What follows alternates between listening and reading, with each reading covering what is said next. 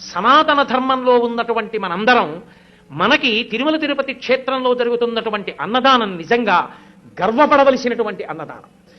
మీరు వెళ్ళి చూడండి, అక్కడ ఇప్పుడు ఒక పెద్ద గోడ ఒకటి ఆ నిర్మాణంలో వచ్చింది. ఆ గోడ మీద ఒక అద్భుతమైనటువంటి చిత్రాన్ని రూపకల్పన చేస్తున్నారు. సలహాలు ఇమ్మని కోరుతూ పుస్తకాలు పెట్టారు అక్కడ. శ్రీశైల క్షేత్రంలో బయలుదేరి త్రిపురాంతకం వచ్చి, త్రిపురాంతకంలో బయలుదేరి మహానంది వచ్చి, మహానందిలో బయలుదేరి అహోబల క్షేత్రం వచ్చి, అహోబల క్షేత్రంలో బయలుదేరి తిరుమల వస్తాయి. ఈ మధ్యలో ఉన్నటువంటి కొండలు పరమ పావనమయ్యా నంది మండలము అది ఎలా ఉంటుందో ఒక ఊహాచిత్రంగా ఊహిస్తే, ఆ కొండల మధ్యలోంచి ఎన్నో కొండలు, ఇన్ని కొండల మధ్యలో ఉన్నటువంటి ఈ క్షేత్రములను, కొండ మీద ఉన్న క్షేత్రాలకి ఉన్న మార్గం ఒక పెద్ద పావు మిలికలతో పడుకున్నట్టుంటుంది. అది వెంకటాచలం దగ్గరికి వచ్చేటప్పటికి పడగలు విప్పి శేషుడు అవుతుంది. దాని మీద ఆనంద నిలయం ఒక మణి అవుతుంది. ఆ మణిలో పరమేశ్వరుడు వెంకటాచలపతి ఉంటారు.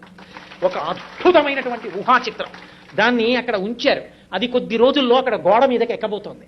నాకనిపించింది శ్రీశైలం అద్భుతమైనటువంటి క్షేత్రం, మల్లికార్జున లింగం అక్కడ. ఆ శ్రీశైల లింగం జీవబ్రహ్మ అభేదాన్ని తెలియచేస్తుంది. అటువంటి లింగస్వరూపంగా మనందరం మొట్టమొదట పరబ్రహ్మంతో కలిసి ఉన్న వాళ్ళమే ఏ కారణం చేతనో కానీ జారిపోయాం, విడిపోయి జీవుడయ్యాం. జీవుడైన దగ్గర నుంచి ఇంకా త్రిపురమల యందు తిరగడం మొదలైంది. మాయ, భూత భవిష్యత్ వర్తమాన కాలములు, జాగ్రత్త స్వప్న సుషుప్తి అనేటటువంటి మూడిటిలో తిరుగుతున్నాం. త్రిపురాంతకం ఇక అక్కడ నుంచి దాటితే కొంచెం ముందుకొచ్చేస్తే ఆ త్రిపురాంతకం దాటి వచ్చిన తరువాత నందిమండలం. నందిమండలం అంటే నవనందులు. నంది అంటే నందీశ్వరుడు, పశువు. భగవంతుని వంక మాత్రమే చూడడం మొదలు పెడితే పశువు పశుపతి ఎందు ఐక్యమైపోతుంది. నందికి శివుడికి ఇక మధ్యలోకి వెళ్ళరు. జీవబ్రహ్మ అభేద స్థితి కలుగుతుంది. నంది పరమేశ్వరుణ్ణి వహిస్తుంది. విడిపోయిన వాడు మళ్ళీ భగవంతుణ్ణి మనసులో పెట్టుకుని ఉపాసన మొదలు పెడితే నందిమండలం.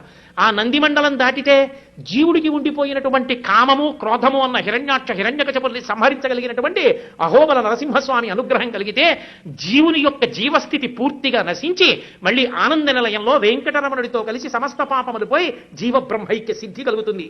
7 కొండలు ఎక్కడం అంటే 6 చక్రములు దాటి సహస్రారమనందు ప్రవేశించి ఆ మళ్ళీ సంతోషంగా ఆ అమృతధారల ఎందు తడిసిపోవడం, లేదా అష్టాంగ యోగంలో 7 భూమికలు దాటి 8వ భూమికి అయిన సమాధి స్థితిని అనుభవించడం.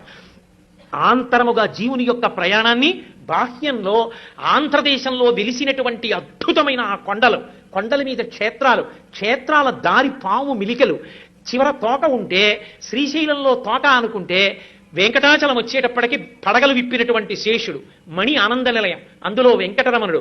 ఆ ఊహా